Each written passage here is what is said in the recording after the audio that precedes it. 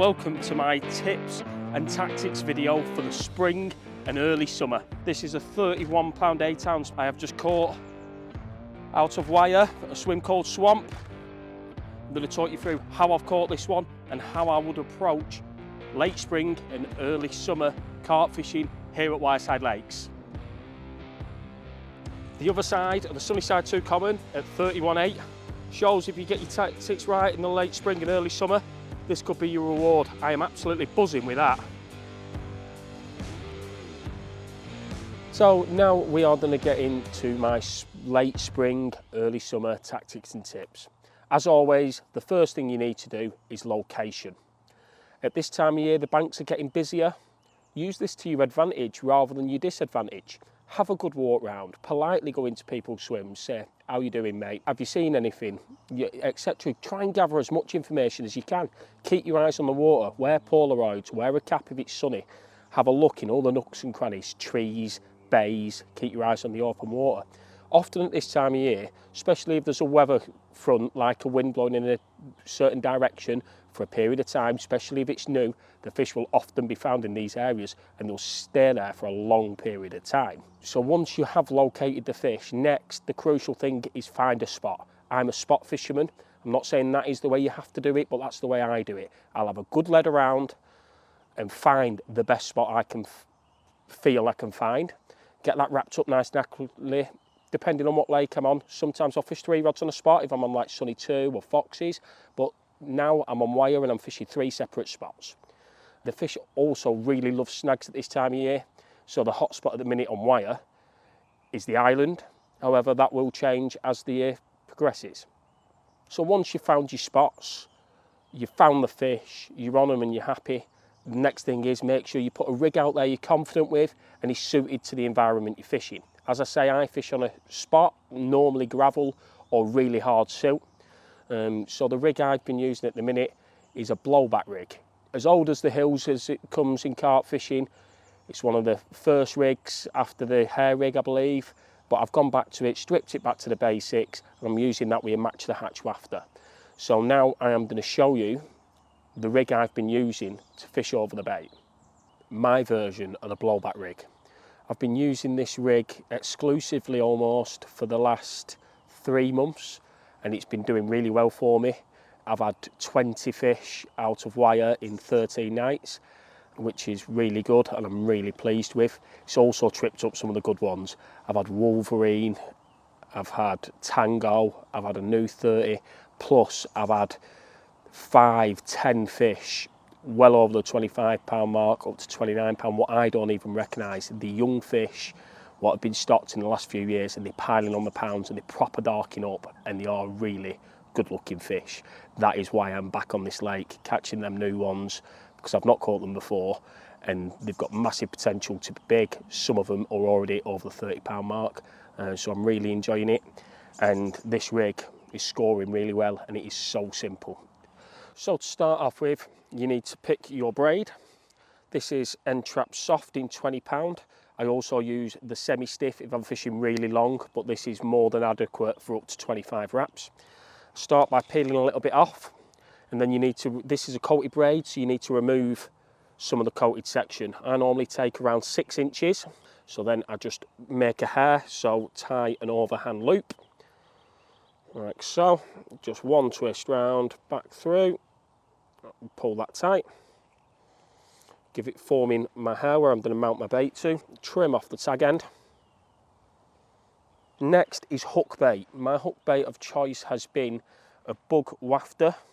These are the round ones in 15mm. I've also been putting a little bit of foam inside. This isn't really to aid with buoyancy, it's just a slight visual aid. I think it's a little bit more discreet than a piece of fake corn on the top, but it's enough just to get the fish to single out your hook bait faster. So to do that, I take a 4mm drill, place it in the centre of the bait, and then just slowly screw it in. I am literally taking 4 mils of the boilie out, because as I say, it's not for the buoyancy, it's for the visual aid. Then I take some zig foam and just manipulate that into the boilie nice and gently, ensuring that I'm not going to crack the bait. If it is quite a tight fit, so you do need to use scissors sometimes. Again, just do it really gently, like so. And then I cut it off 2 or 3 mil above the bait. Take your baiting needle, put it foam first onto the baiting needle, straight through the middle of the bait. Because this is a wafter, it's important you get it straight through the middle so your rig sits level on the bottom and doesn't sit off to an angle. And then you just hook your baiting needle onto the loop and slide the bait on like so. Secure that in place with a boilie stop. Put that in through the loop. Pull that down tight. And that's my bait on. So you've got the bait on, uncoated to the coated. And then if I put my fingers where the coated braid is, I like using long rigs. So I pull probably 10 inches, anything between 9 and 12 is fine, but about 10 inches off the spool and then cut that off. And then I take a small rig ring and simply slide that onto the braid and pull that down to the position you want. I want this between 5 and 10 mil away from the bait. Once you've got that pinched in place, just a simple 1 overhand knot to secure this. It's important to keep hold of the rig ring when you're doing this so it doesn't slip out of place, and then that's secured.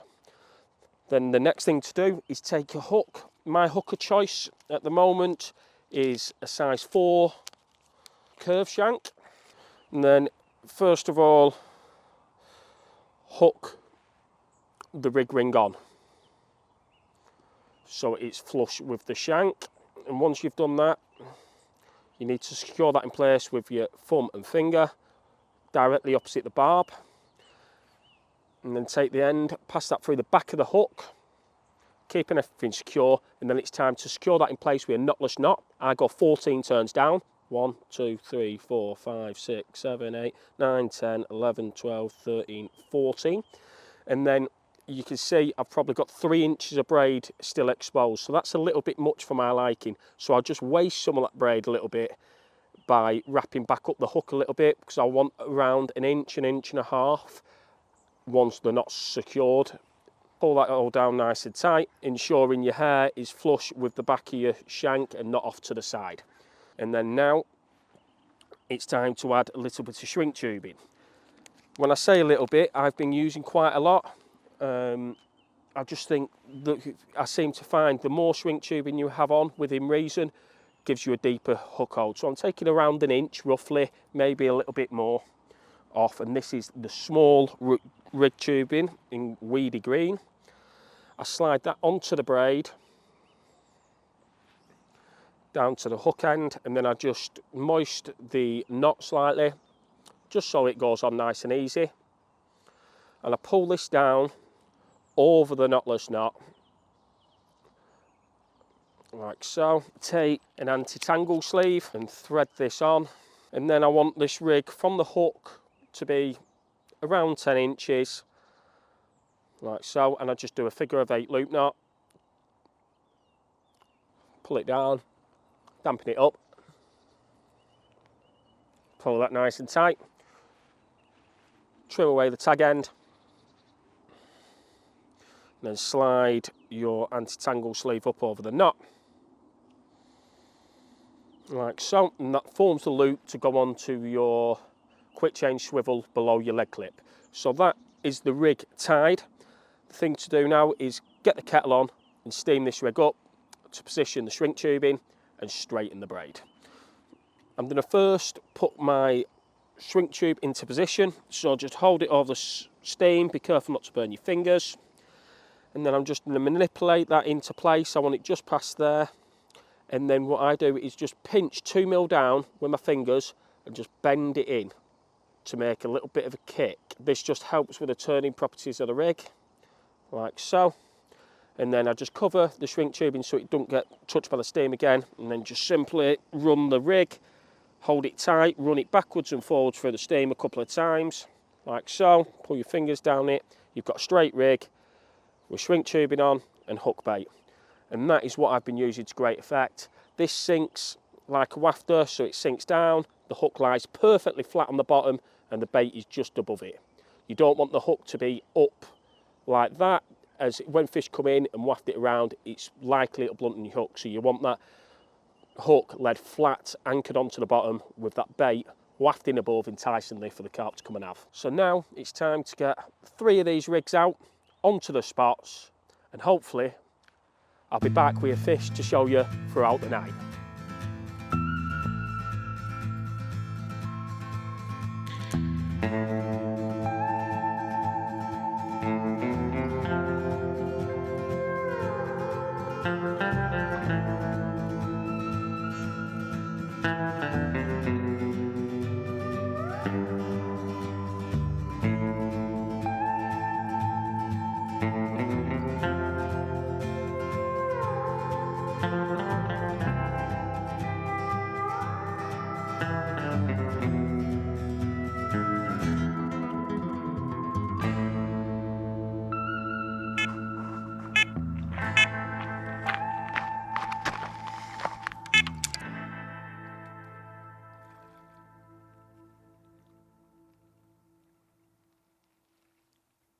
Here's another example of a wire carp.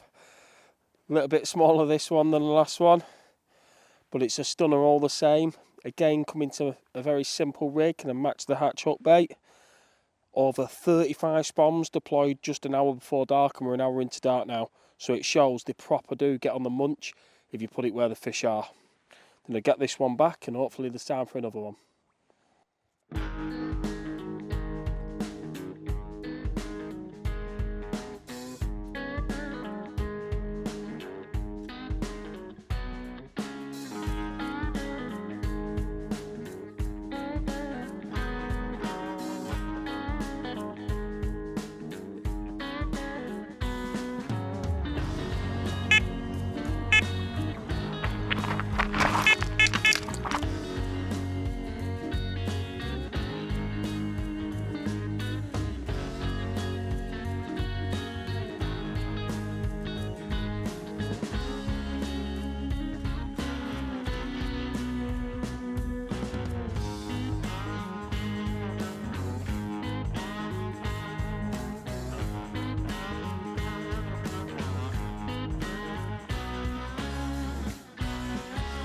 Core, we'll check that one out. An upper 20 out of the mighty.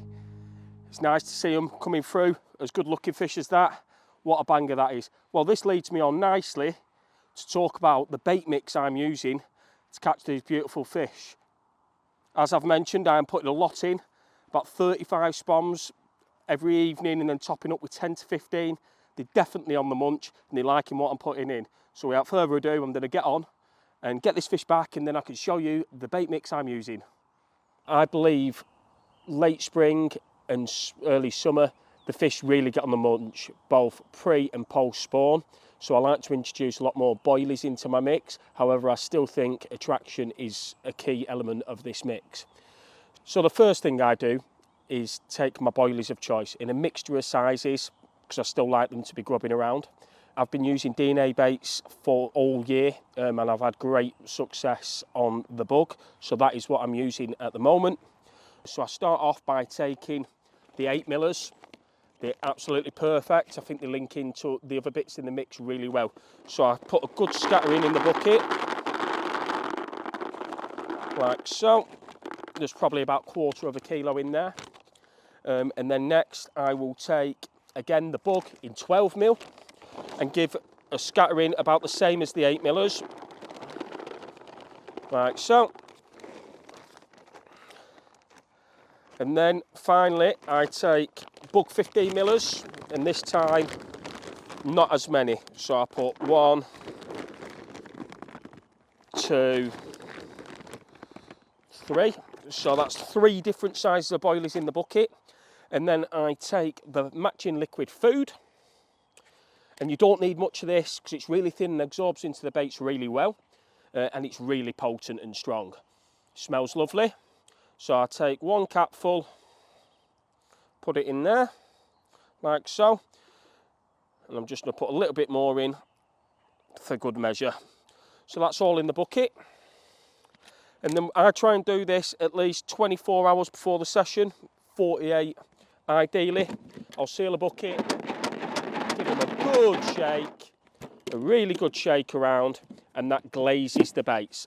I'll leave them in a bucket for at least 24 hours just to let that liquid food really penetrate them baits, rehydrate them, and have them oozing off attraction. So that gives me my boilie mix.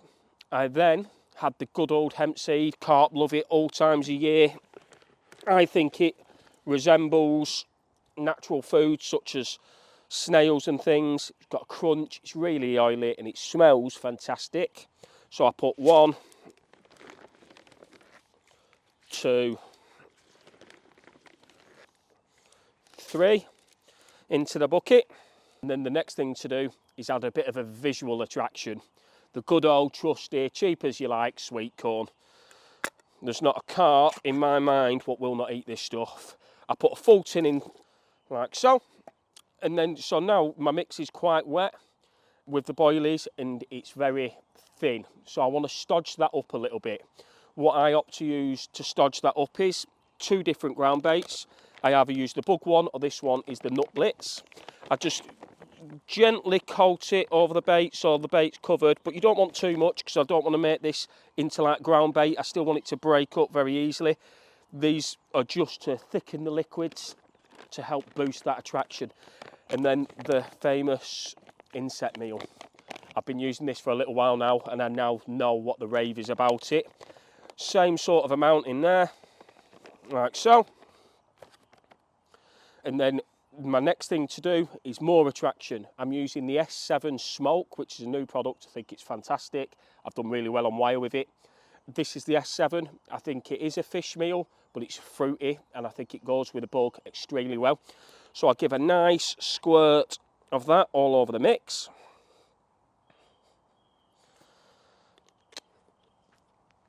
And then give it a right good mix up.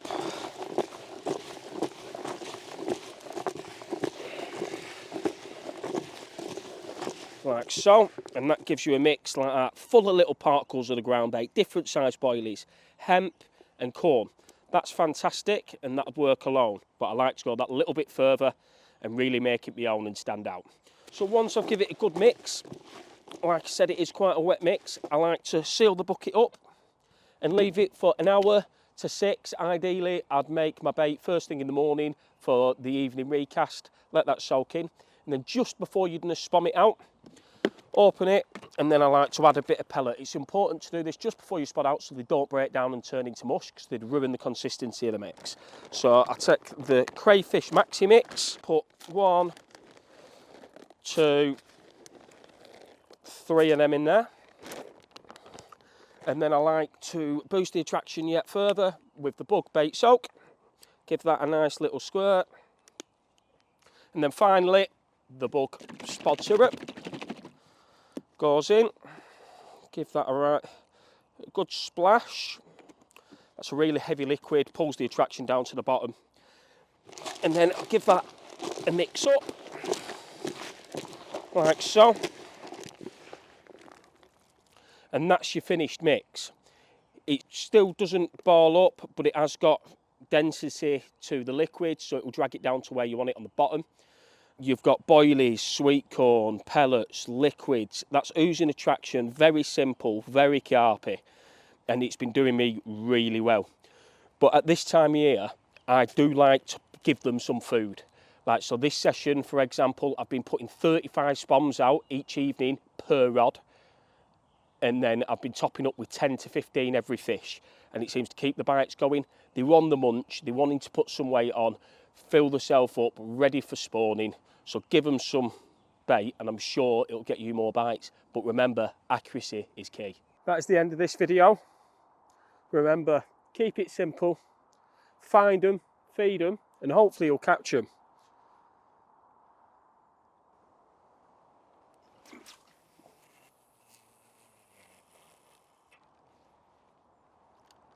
Thanks for watching. I hope you found it useful, and I'll catch you on the bank sometime soon.